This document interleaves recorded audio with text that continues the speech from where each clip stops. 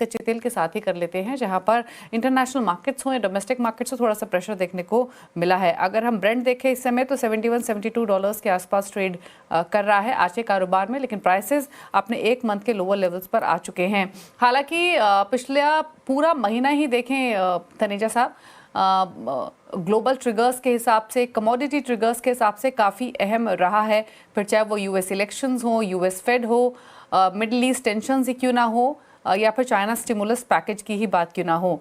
लेकिन उससे पहले जो ये प्राइसेस में वापस से हम दबाव देख रहे हैं, उसके पीछे क्या क्या फैक्टर्स आप ले होते हुए देख रहे हैं? ओपेक की मंथली रिपोर्ट का तो इंतजार है ही, ओवर सप्लाई कंसर्न्स भी हैं, कैसे देख रहे हैं फिलहाल फंडामेंटल्स कच्चे तेल के?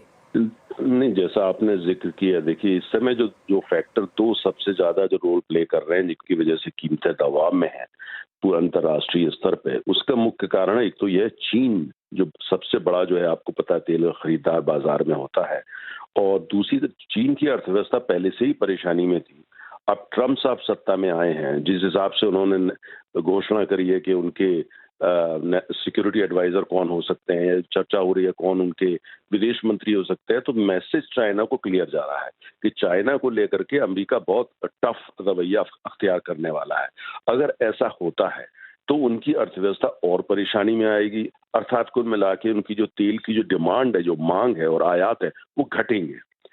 पहला बहुत बड़ा पहलू है जहां तक कीमतों का प्रश्न है। दूसरा पहलू यह है कि बाजार को कहीं ना कहीं ये लगने लगा है यूक्रेन को लेके और हमास का मसले को लेकर के कहीं ना कहीं अब कोई समझौता हो सकता है। यूक्रेन से शायद पहले हो जाए और हमास इजराइल के साथ साथ उस वहां भी हो जाए। कुल मिला के जिस तरह का तनाव बना हुआ था, जियोपॉलिटिकल ट्रिगर जब देखो जब वहां से निकलते थे, वो जो है काफी हद तक उन पर वो थम जाएंगे। अगर ऐसा होता है तो जाहिर है कि जो जियोपॉलिटिकल प्रीमियम कीमत पे था वो काफी कम हो जाएगा। अगर आप कीमतें उस समय जब कीमतें 80 भी पहुंच रही थी या 80 के ऊपर भी जा रही थी, वो उसमें $15 पर बैरल जो था वो जियोपॉलिटिकल प्रीमियम था।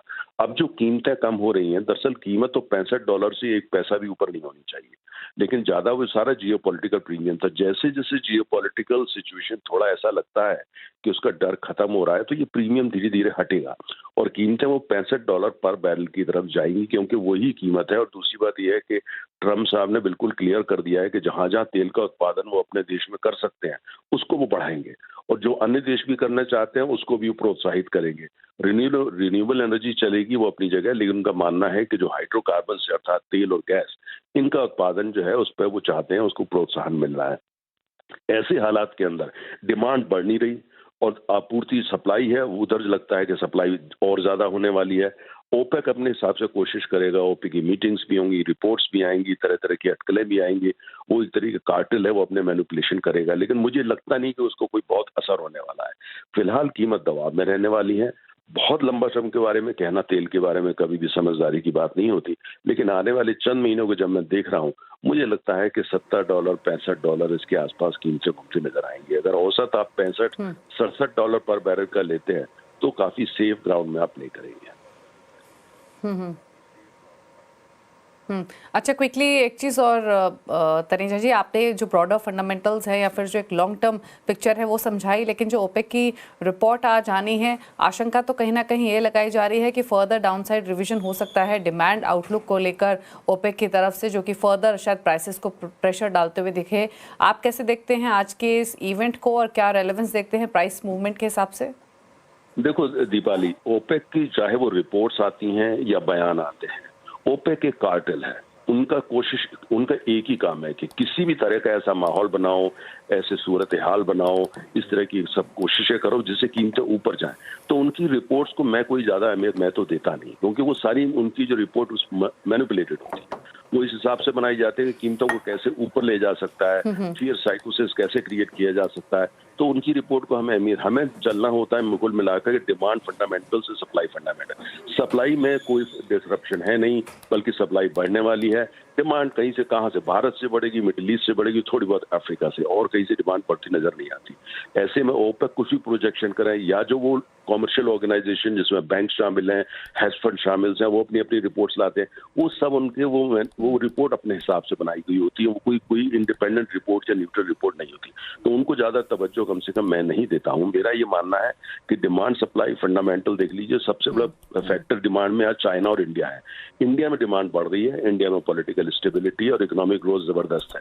चाइना के अंदर बहुत परेशानी है, पॉलिटिकली भी, इकोनॉमिकली, और ऊपर से अब ट्रम्प साहब आ गए जो उनकी लाइफ थोड़ा और मुश्किल करने वाले हैं। तो डिमांड बढ़ेगी कहाँ से? अगर डिमांड नहीं बढ़ेगी और जियोपॉलिटिकल जो ट्रिगर्स हैं वो कहीं ना कहीं जो है थोड़ा ठीक होने लगते हैं, तो फिर कीमतें कैसे बढ़ेंगी, चाहे वो पे कोई लाख कोशिश कर लें। Okay, right.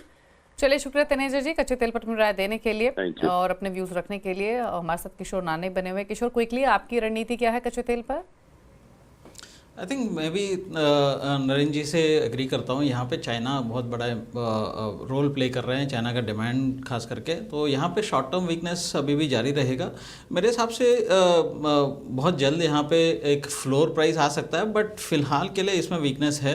5660 तक आपको डाउनसाइड दिख सकता है, तो इवन एट द मौजूदा स्तर पर, या थोड़ा सा अगर रैली मिलता है 5780 के आसपास, यहाँ पे बिकॉली करके चलना चाहिए। 5660 का टारगेट रहेगा। आप स्टॉप लॉस मेंटेन कर सकते हैं एक दो दिन के हिसाब से 5850 के आसपास।